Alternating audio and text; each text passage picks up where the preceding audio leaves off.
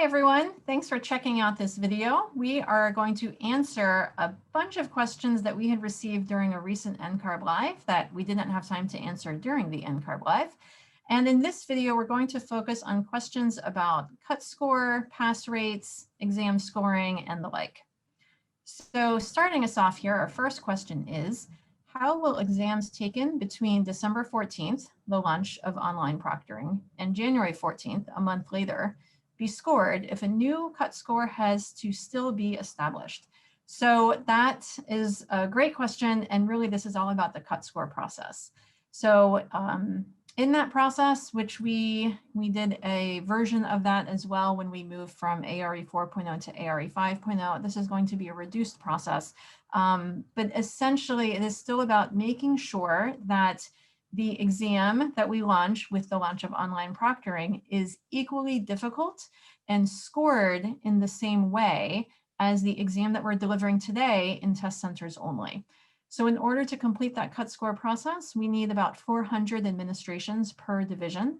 And so we're estimating, based on typical candidate testing volumes, that it will take about 4 weeks to gather enough data to be able to go through that cut score process and then begin releasing score reports. So the answer is, between December 14th and January 14th, your exams will not be scored.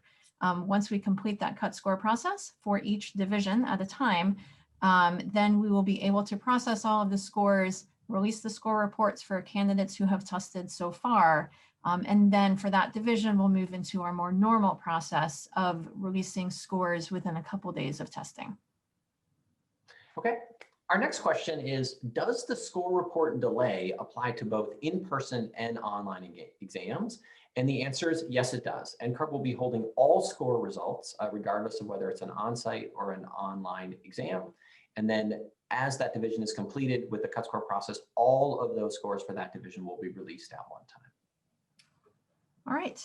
Will exams taken between now and December 14th be affected by the cut score process?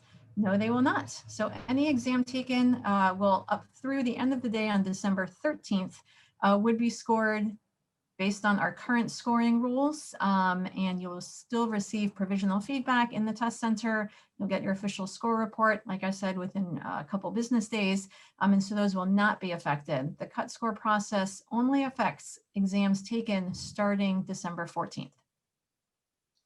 Next question, will provisional feedback still be available after online proctoring launches? And the answer is initially no, we will not be able to give provisional feedback in the test center because we don't know what the cut score is, so we can't tell you how you did. And so during that period where we're holding results, there will be no provisional feedback in the test center.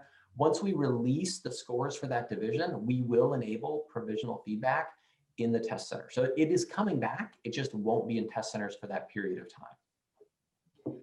What happens if you don't get enough test takers to make a new cut score? Well, then we will test a few more people until we get up to that 400 number. As I mentioned, we're estimating it will take about 4 weeks based on typical candidate volumes. If we have not reached that 400 administration threshold for a particular division, then it might take a bit longer until we get to, again, about 400 candidates worth of data. And our next question says, how many tests does NCARB need to establish a new cut score? And as Michelle had mentioned, it's 400 administrations per division. And so again, that's the combination of people who are going into the test centers to test, as well as those that are testing online.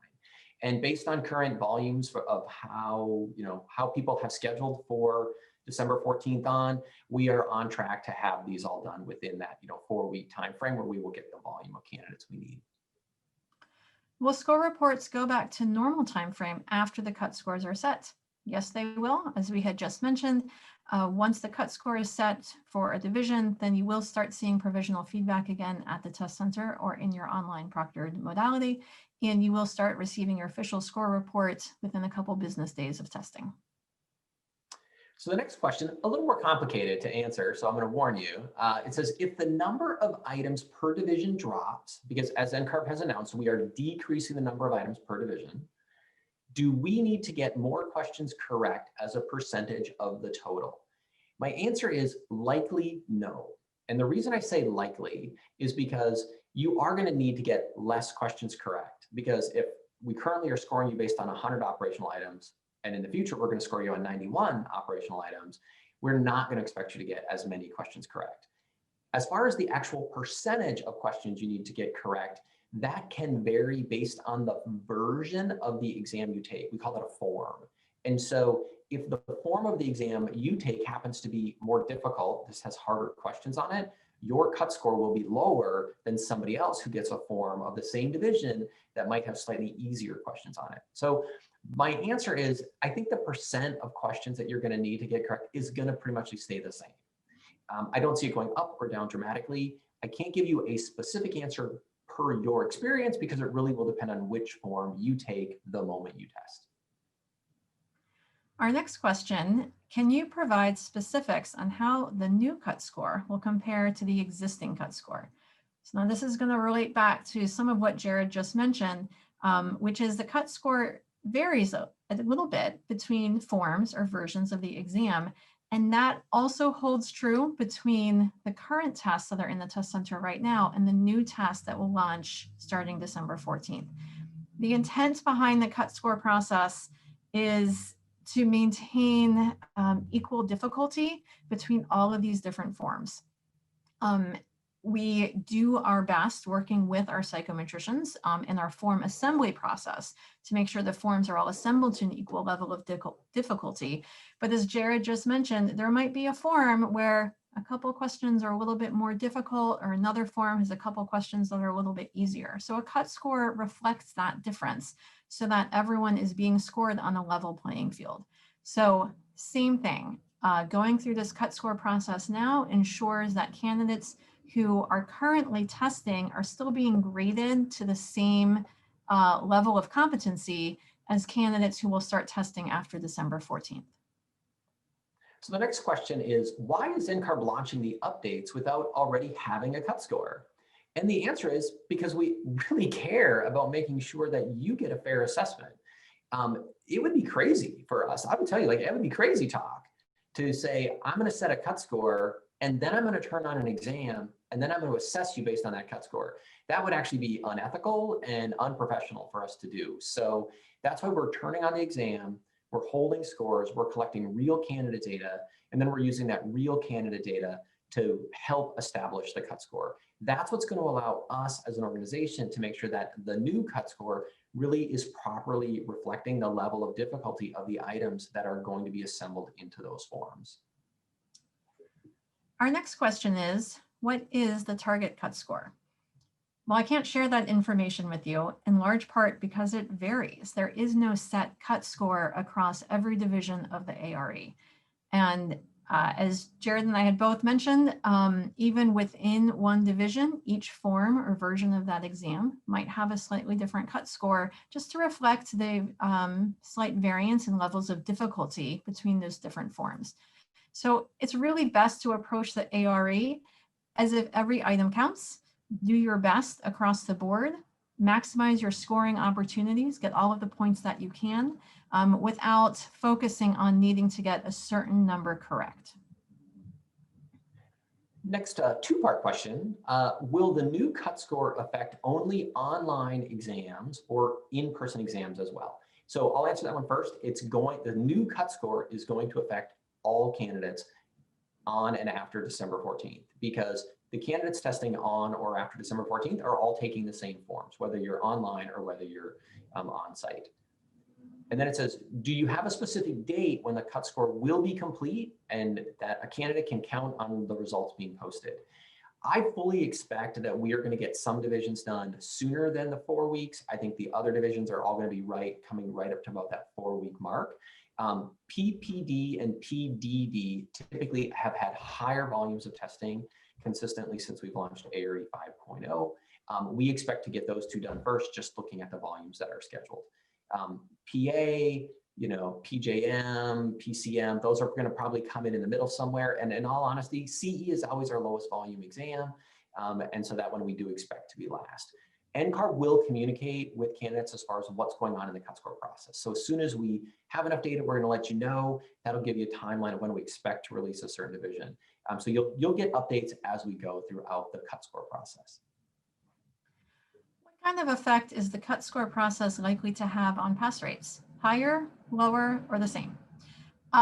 Well, hopefully, if we've all done our jobs well and our psychometricians have done their job well, hopefully it doesn't affect pass rates. As we mentioned, the point of the cut score process is to make sure that the cut score really levels that playing field between the exam that we're currently delivering and the exam that we will be delivering, and between the form that I see in my online proctored test and the form that Jared sees in his test center test. So if anything, the cut score should ensure that we have leveled out that process.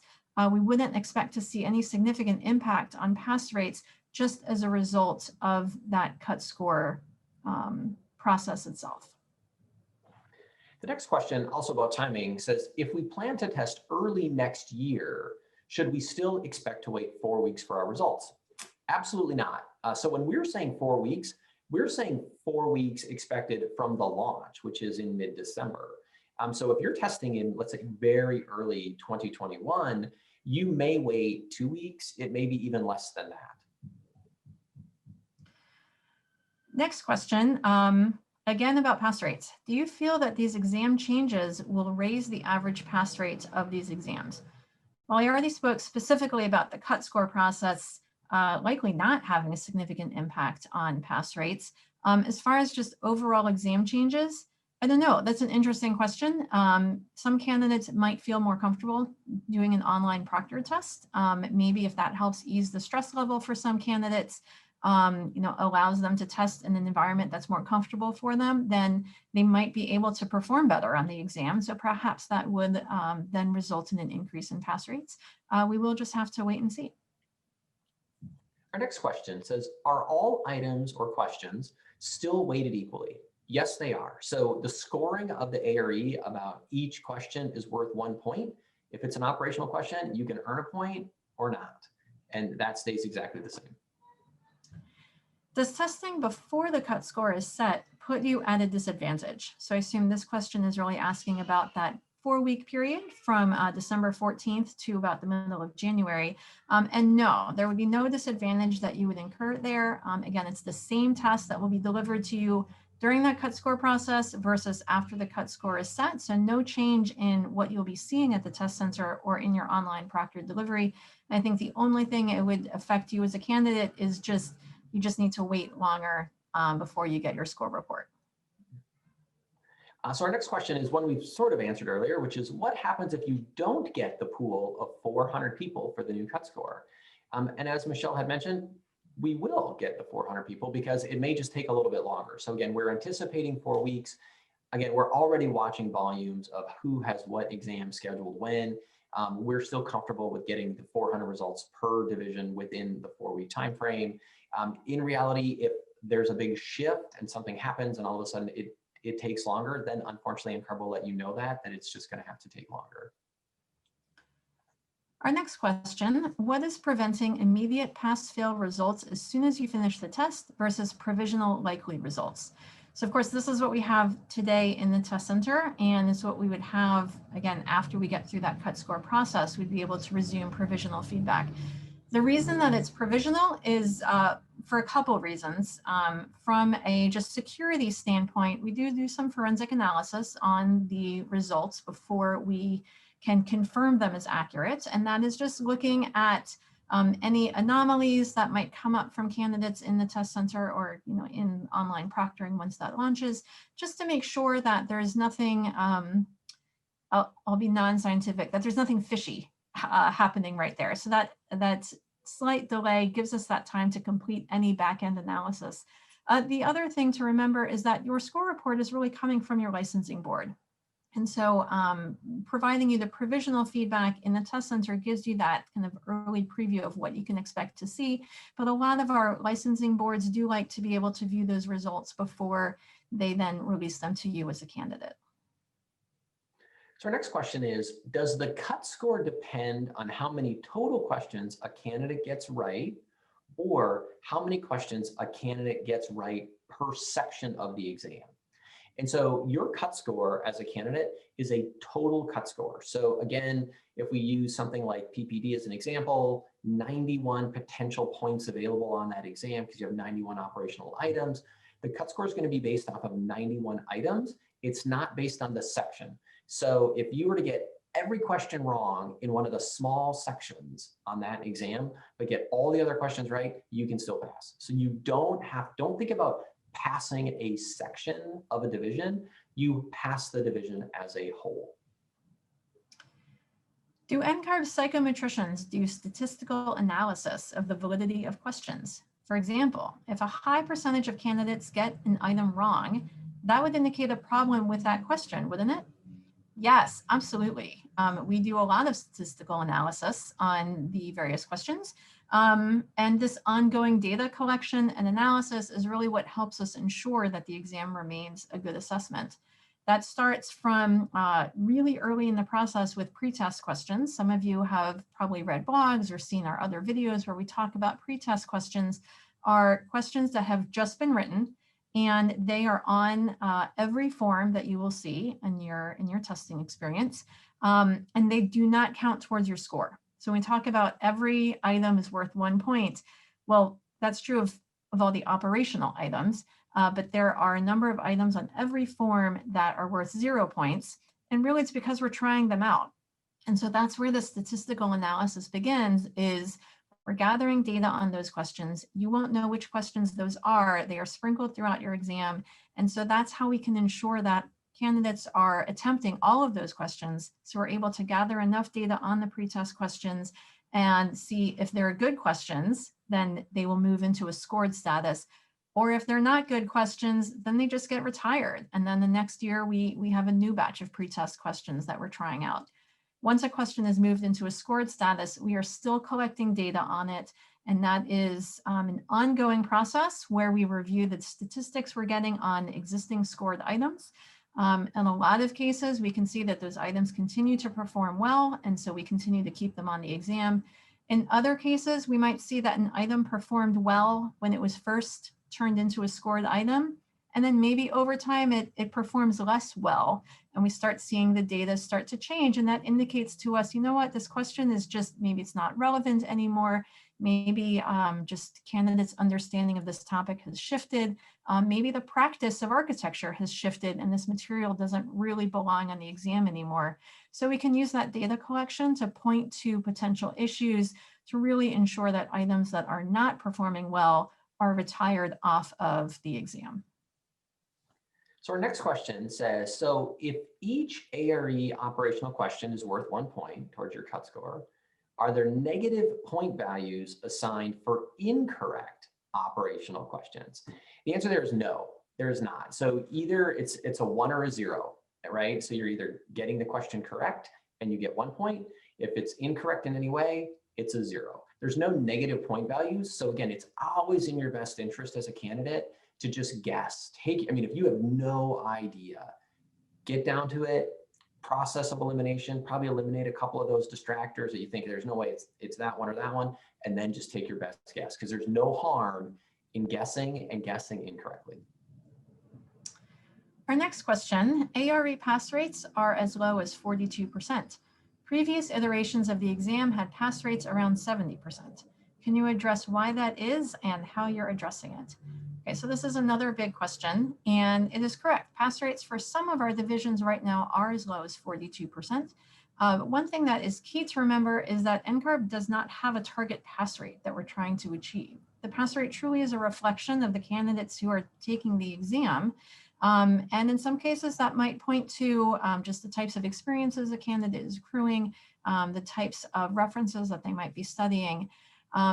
What we typically see with exams is after an exam has been out for a while, for instance, ARE 4.0 was active for about 10 years, and its pass rates also started off in the 40 to 50% range and slowly crept up over time as candidates were getting more and more accustomed to it. So we fully expect that that's where ARE 5.0 will move over time as candidates get more used to the exam and to the format and the various tools that are offered for it. But again, I just want to emphasize what NCARB is doing is working with our psychometricians to, again, go through a very rigorous cut score process. We work with our test consultants and our exam volunteers to make sure that items are written to an agreed upon standard. That statistical analysis I talked about previously to ensure that all items that are scored are accurate and relevant and appropriate for belonging on the exam. And then, of course, videos like this and all of the other resources that we have for candidates to be really able to educate themselves about what is on the ARE so that candidates can go into the test center or their online proctored exam coming soon and be really prepared to do well on their exam. So our next question related to this is, so per division, are there a guaranteed number of fails? And as Michelle said, there's not. There's no guarantee, like there's no set percent that pass, there's no percent that fail. And so it really is about measuring each individual candidate against the cut score for the form of questions that they took. Our last question in this video today is, when I run out of time during the exam, is that a likely fail? And I'll say no, it kind of depends on how far along you were in the exam when you ran out of time. As Jared mentioned, the cut score really is just a number of correct items that you need to achieve across the entire exam.